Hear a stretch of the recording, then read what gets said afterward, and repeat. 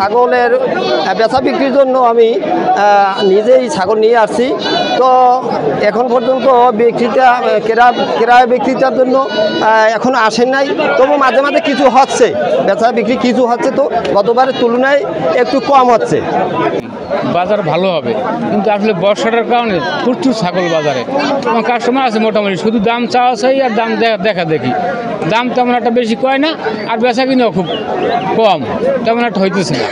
সবাই খালি মূলামূলি করতেছে আর কি, এই অবস্থায় বেশি একটা বেচা কিনে নাই। ছাগল হচ্ছে প্রচুর বৃষ্টির কারণে সব ছাগলই বাজারে বেশিভাবে উঠছে। গরু কেনা হয়েছে এবং গরুর দাম এবছর 60-এর মধ্যে গরু কিনেছি। গরুর দাম বেশিও না কমও না, মোটামুটি ভালোই আছে, কিন্তু ছাগলের দামটা গত বছরের তুলনায় ছাগলের দামটা একটু বেশি। তা আমি চাই, আর এখানের এই যে হাসিল যারা করছে, যেখানে গিয়া দূর থেকে যারা কিনতে আসে, নিরাপত্তার জন্য এখানে প্রশাসন রাখলে ভালো হতো, পুলিশ বা অন্যান্য আনসার থাকলে একটু ভালো হতো। নিরাপত্তামূলক ডিউটির জন্য আসছি। আমাদের সাথে জাল টাকার মেশিন আছে। অনেক সময় দালাল চক্র জাল টাকার বাজারে গরুর দালাল নিয়ে আসে, যাতে এই ধরনের অপরাধ সংগঠিত না হতে পারে তারা আমরা জাল টাকা দিয়ে এটা চেক করতেছি, বা অন্য আইনশৃঙ্খলা রক্ষার ডিউটির জন্য আমরা নিরাপত্তামূলক ব্যবস্থা দিতেছি এবং বাজারের নিরাপত্তা সার্বিক ভালো আছে।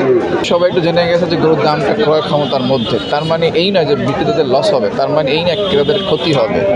তো বিশেষ করে আজকে এসে আমার মনে হয় সবাই এখন থেকে শুরু করে না, কেবলটা আমার মনে হয় কিছুক্ষণ পরে কেনা শুরু হবে, কারণ প্রথমে স্টেজে দামটা ছিল অনেক হাই, কিন্তু এখন সবাই দামটা ছেড়ে দিচ্ছে বিক্রেতাদের সামর্থ্যের মধ্যে। আমার ওটা দাম আছে, আমি চাইছি 60,000 টাকা, আমার একটা 52,000 53,000 কইছি, 55,000 বেশি লাইতাম। তাই আগের থেকে আমার এখন বাজারটা ভালো, বেচা কিনা ভালো, বাজার ভালো। 5 জুন আমাদের ঈদুল আজহা উপলক্ষে এই গলাচিপাতে ছোটো বড়ো প্রায় 21টি হাট আছে, তার মধ্যে 9টা হাট মোটামুটি বড়।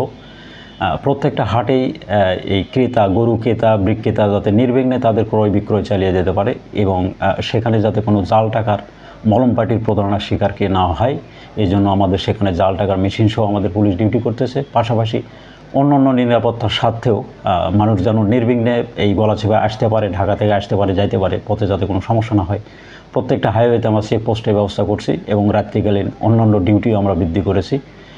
সার্বিক বিবেচনায় এই আইন শৃঙ্খলার স্বার্থে আমরা এই ঈদ উদযাপন যাতে মানুষ নির্বিঘ্নে করতে পারে, আনন্দমুখরভাবে করতে পারে, সেই জন্য আমরা সতর্ক আছি। পাশাপাশি গলাচিপা উপজেলাবাসীকে এই ঈদের আগাম শুভেচ্ছা। ঈদ মোবারক।